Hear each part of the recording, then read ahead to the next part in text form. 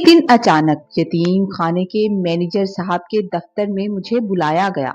मैं डरते डरते वहां पहुंचा तो मैंने देखा कि सामने कुर्सी पर एक खूबसूरत सी औरत, नफीस सी औरत बैठी थी और उनके बराबर में एक सादा से वजाकता के साहब बैठे थे। मैनेजर साहब ने मुझे अपने करीब बुलाया और बड़ी मोहब्बत से सर पर हाथ रखते हुए कहने लगे, अरहम, ये फैमिली तुम्हें गोद लेना चाहती है और आज से तुम उनके साथ इन्हीं के घर में रहोगे। मैं उनके साथ उनकी गाड़ी में बैठा और जैसे ही मैं उनके घर पहुंचा तो मुझे पता चला कि वो तो मुझे अपना बेटा बनाने के लिए नहीं बल्कि इसलिए लाए थे कि मेरा नाम अरहम था। और जब मैंने होश संभाला तो खुद को यतीम खाने की इन बेहिस दीवारों के बीच पाया था, जहां अपनों के प्यार का नामो निशान तक नहीं था। मुझे नहीं मालूम था कि मैं यहाँ कैसे आया था, मेरे माँ बाप कौन थे और उन्होंने मुझे इस बेरहम दुनिया में अकेला क्यों छोड़ दिया था। बस इतना पता था कि ये यतीम खाना ही मेरा कुल असासा है। यहाँ मेरे जैसे और भी बहुत से मासूम बच्चे थे जिनकी आंखों में हर वक्त एक अजीब सी वीरानी और हसरत बसी रहती थी। हम सब एक ही छत तले जरूर रहते थे, मगर हम में से हर एक की अलग तन्हाई थी और हर बच्चा अपनी किस्मत के लिखे पर खामोशी से आंसू बहाने पर मजबूर था, क्योंकि दिलासा देने वाला यहाँ कोई नहीं होता था।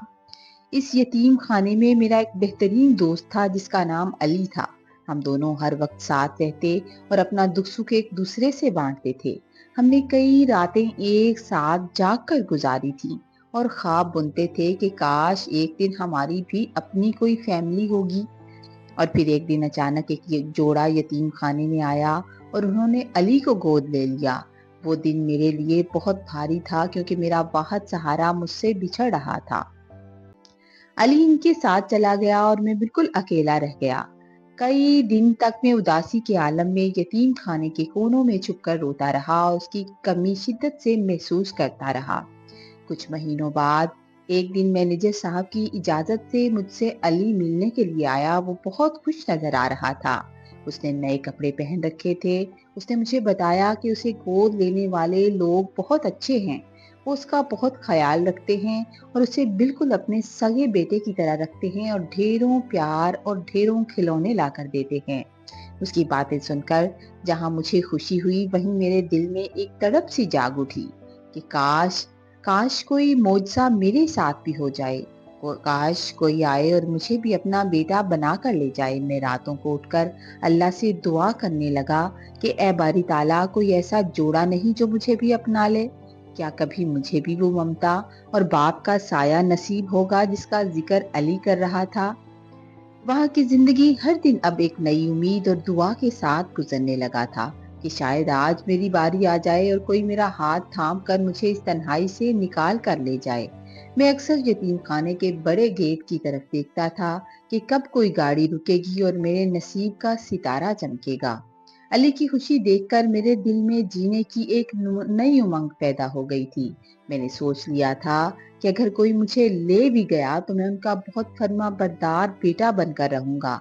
बस इसी इंतजार और दुआ में वक्त गुजरता गया, यहाँ तक कि एक दिन मैनेजर साहब ने मुझे अपने दफ्तर में बुलाने का पैगाम भेजा था।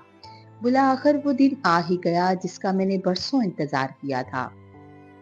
मैनेजर साहब के दफ्तर में वो खूबसूरत औरत, सादा से लिबास वाले साहब मुझे देखकर, मेरी तरफ देखकर मुस्कुराए और उन्होंने मेरा हाथ थाम लिया। कानूनी कार्रवाई मुकम्मल होने के बाद वो मुझे अपनी गाड़ी में बिठाकर एक बड़े और शानदार से बंगले में ले आए थे। वहां बहुत से नौकर चाकर थे जो मेरा इस्तकबाल के लिए खड़े थे, लेकिन मेरे लिए सबसे कीमती चीज वो मोहब्बत थी जो दोनों मियाँ बीवी मुझ पर निछावर कर रहे थे। उन्होंने मुझे मेरा कमरा दिखाया और बेहतरीन खिलौनों से भरा हुआ था। मुझे यूं महसूस होने लगा जैसे मैं किसी ख्वाब नगरी में आ गया हूँ, क्योंकि मैंने ऐसा पहले कभी नहीं देखा था। वो दोनों मेरा बहुत ख्याल रखते, वक्त पर खाना खिलाते, रात को कहानी सुनाकर सुलाते थे। वो अक्सर मुझसे कहते, अरहम बेटा, तुम हमारे घर की रौनक हो, तुम्हारे आने से हमारी जिंदगी में खुशियां लौट आई हैं। मैं यतीम खाने की कठिन जिंदगी को भूलकर अब खुद को एक शहजादे की तरह महसूस करने लगा था। مجھے اس گھر میں آئے ہوئے 3-4 مہینے ہوئے تھے کہ ایک دن میں نے دیکھا کہ گھر میں ایک عجیب سی خوشی کی لہر دوڑ رہی تھی۔ میری نئی ماں کی طبیعت کچھ ناساز تھی، لیکن وہ بہت خوش نظر آ رہی تھی۔ جب میں نے اس بات کا ذکر اپنے پاپا سے کیا کہ امی کو کیا ہوا ہے، تو انہوں نے مجھے گود میں بٹھا کر بڑے پیار سے بتایا تھا، ارحم، اللہ ہمیں بہت بڑی نعمت دینے والا ہے۔ تمہارا ایک چھوٹا بہن یا بھائی آنے والا ہے۔ تم اس گھر کے لیے بہت برکت والے ہو۔ کسی نے سچ کہا تھا کہ کسی یتیم بچے کو گھر لاؤ گے تو اللہ تم پر اپنی رحمتیں نازل فرمائے گا۔ یہ سن کر میں پھولا نہ سمایا اور دل ہی دل میں سوچنے لگا کہ اب مجھے کھیلنے کے لیے ایک ساتھی مل جائے گا، میں اکیلا نہیں رہوں گا۔ ہم مل کر اس بڑے گھر میں دھوم مچایا کریں گے۔ اگرچہ میرے دل کے کسی کونے میں یہ ڈر بھی تھا کہ کہیں وہ اپنی اولاد آنے کے بعد مجھے بھول نہ جائیں، لیکن ان کی محبت دیکھ کر میں نے اس ڈر کو اپنے دل سے جھٹک دیا تھا۔ مجھے نہیں لگتا تھا کہ وہ کبھی مجھ سے منہ پھیریں گے۔ وقت گزرنے کے ساتھ ساتھ گھر کا ماحول بدلنے لگا۔ پاپا اب تمام تر توجہ امی پر دینے لگے تھے اور امی بھی سارا دن آنے والے بچے کی تیاریوں میں مصروف رہنے لگی تھی۔ پہلے امی میرے ساتھ گھنٹوں بیٹھ کر باتیں کیا کرتی تھی، لیکن اب وہ زیادہ تر وقت آنے والے بچے کے لیے چھوٹے چھوٹے کپڑے اور کھلونے ترتیب دینے میں گزار دیتی تھی۔ ان کی مجھ سے محبت کم تو نہیں تھی، لیکن اب اس میں وہ پہلے جیسی تڑپ نہیں رہی تھی۔ وہ ہر وقت آنے والے بچے کی چیزوں کی فکر کرتی اور میں اکثر خاموشی سے انہیں دیکھتا رہتا تھا۔ پھر وہ دن بھی آ گیا جب گھر میں ایک ننھا سا مہمان آ گیا۔ پورے گھر میں جشن کا سماں تھا، مٹھائیاں بانٹی جا رہی تھیں اور سب لوگ اس نئے بچے کو دیکھنے میں مگن تھے۔ پاپا اور امی اس چھوٹے بچے میں اتنا کھو گئے کہ انہیں یاد بھی نہ رہا کہ میں بھی اسی کمرے کے ایک کونے میں کھڑا ان کی خوشیوں کو دیکھ رہا تھا۔ اس طرح جیسے جیسے وہ چھوٹا بچہ بڑا ہونے لگا، میں خود کو اس گھر میں اجنبی محسوس کرنے لگا تھا، کیونکہ اب امی اور پاپا کا سارا وقت اس کے گرد گھومتا تھا۔ وہ اس کی ایک چھوٹی سی تکلیف پر تڑپ اٹھتے تھے، لیکن میری چھوٹی چھوٹی خواہشیں اب انہیں یاد نہیں رہتی تھی۔ ایک دن میں نے پاپا سے ایک نئی کتاب کی فرمائش کی تو انہوں نے سرسری طور پر کہا، ٹھیک ہے بیٹا، شام کو واپسی پر لے آؤں گا۔ لیکن وہ شام کو آئے تو ان کے ہاتھوں میں صرف چھوٹے بچے کے لیے ڈھیروں چیزیں تھیں۔ میرے پوچھنے پر انہوں نے بڑی سادگی سے کہہ دیا، اوہو، معذرت ارحم، میں تو بالکل بھول گیا، کل پکا لے آؤں گا۔ وہ کل کبھی نہ آیا۔ اب مجھے محسوس ہونے لگا تھا کہ میں صرف ایک برکت کی نشانی بن کر اس گھر میں لایا گیا تھا، اور اب جب ان کی اپنی مراد پوری ہو گئی تھی تو میری حیثیت پھر سے وہی یتیم کھانے والے لاوارث بچے کی سی ہو گئی تھی، جسے ہر جگہ نظر انداز کر دیا جاتا تھا۔ آہستہ آہستہ وقت اپنی رفتار سے گزرتا گیا اور اب میں یونیورسٹی کے آخری سال میں تھا، جبکہ میرا چھوٹا بھائی اسکول سے نکل کر کالج کی دہلیز پر قدم رکھ چکا تھا۔ گھر میں اس کی حیثیت ایک شہزادے جیسی تھی، جس کی ہر جائز و ناجائز فرمائش پوری کرنا اماں اور پاپا اپنا اولین فرض سمجھتے تھے۔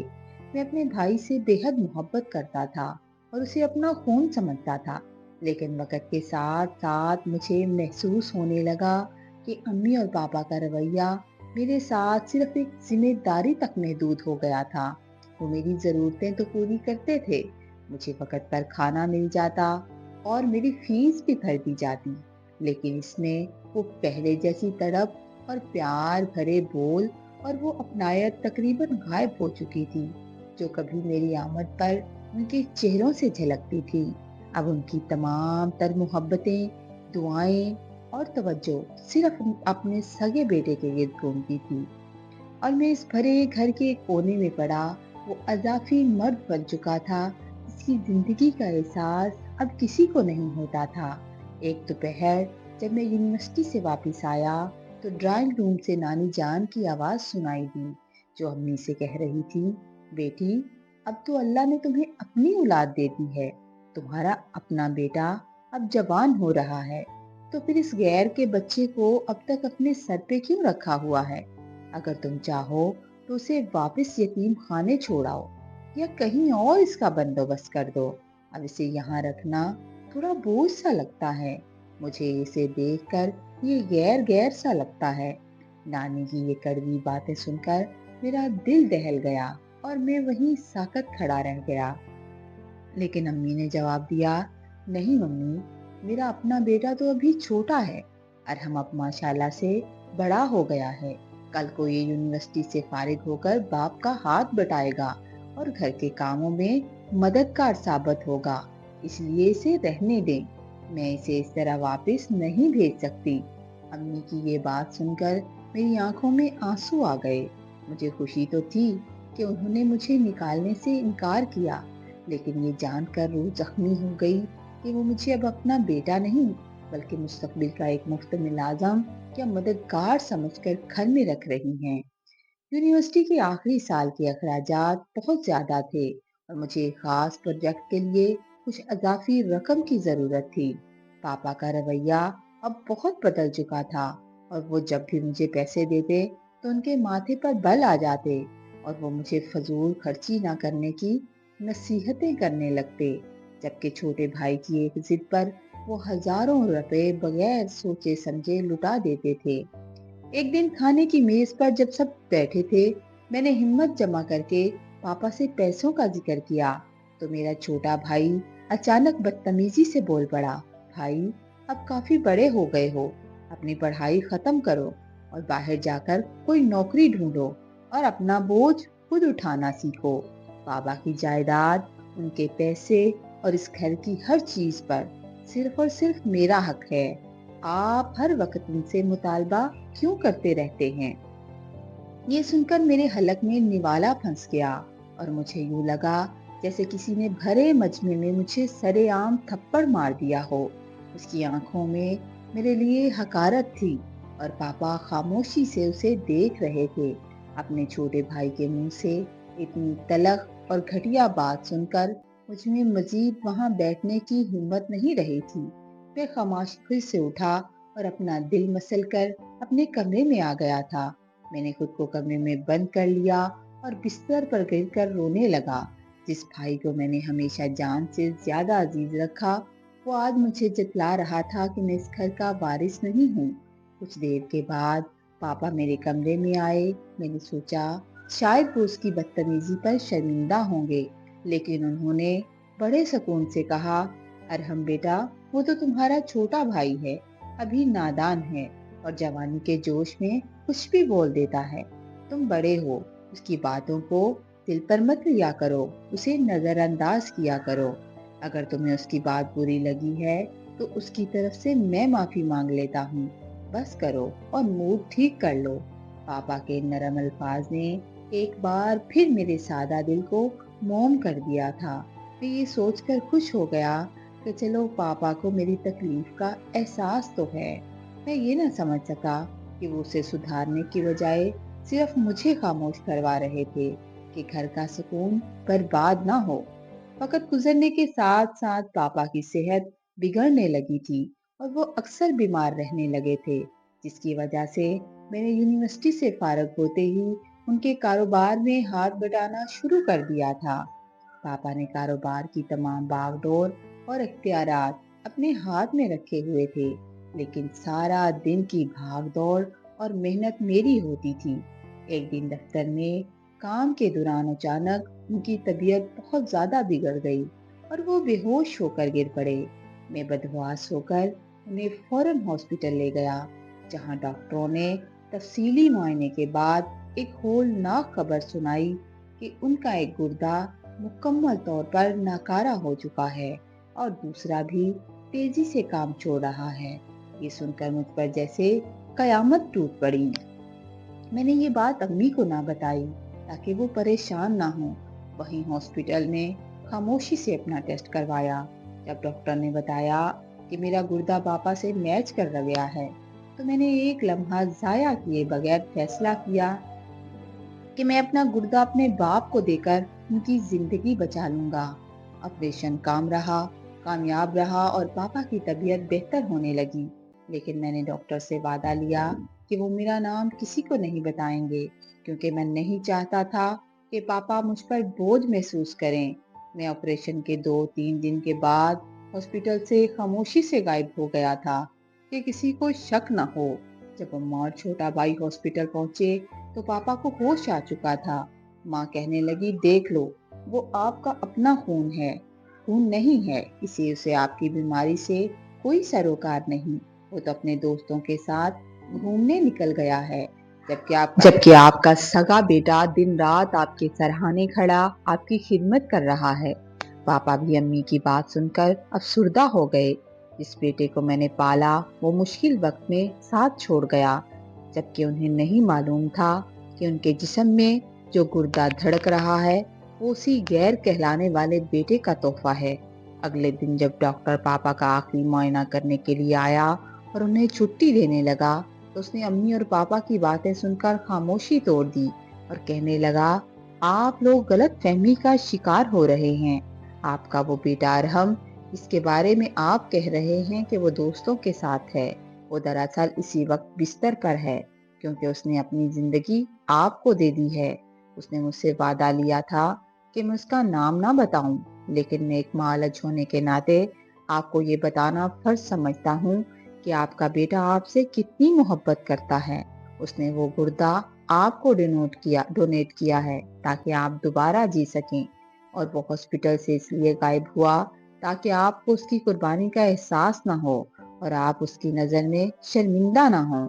یہ سن کر امی اور پاپا کے پاؤں تلے زمین نکل گئی، ان کی آنکھیں شرمندگی سے جھک گئیں اور انہیں اپنی برسوں کی زیادتیوں کا احساس ہونے لگا تھا۔ ایک ہفتے بعد جب کمزوری کی حالت میں گھر واپس آیا تو میں نے سر جھکا کر پاپا سے جھوٹ بولا کہ بابا، میں دوستوں کے ساتھ باہر چلا گیا تھا، معذرت چاہتا ہوں۔ پاپا کی آنکھوں میں آنسو آ گئے، انہوں نے مجھے بازو سے پکڑا اور سینے سے لگا کر کہنے لگے، بس کر دو ارحم، اب مزید جھوٹ مت بولو، مجھے سب پتا چل چکا ہے کہ تم کہاں تھے اور تم نے میرے لیے کیا کیا کیا ہے۔ تم نے اپنا خون دے کر ثابت کر دیا کہ رشتے صرف گوشت پوست کے نہیں ہوتے بلکہ احساس کے ہوتے ہیں۔ امی بھی روتے ہوئے آگے بڑھی اور مجھ سے معافی مانگنے لگی۔ اب ان کی نظر میں میرا مرتبہ اپنے سگے بیٹے سے بھی بڑھ چکا تھا۔ اس دن مجھے احساس ہوا کہ سچی محبت کبھی ضائع نہیں ہوتی۔ اس کہانی سے ہمیں یہ سبق ملتا ہے کہ رشتے خون کے نہیں بلکہ خلوص اور احساس کے ہوتے ہیں۔ کسی کو اپنی ضرورت کے تحت استعمال کر کے چھوڑ دینا انسانیت نہیں ہوتی، بلکہ اصل رشتہ وہی ہوتا ہے جو مشکل وقت میں اپنی جان کی بازی لگا کر نبھایا جائے۔ کہانی اگر آپ کو اچھی لگے تو لائک کیجئے گا، کامنٹ میں اپنی رائے کا اظہار کیجئے گا۔ چینل پر نئے ہیں تو پلیز چینل کو سبسکرائب کر دیں تاکہ ہماری ہر آنے والی سٹوری آپ تک پہنچے۔ رمضان کی دعاؤں میں یاد رکھیے گا۔ اللہ حافظ۔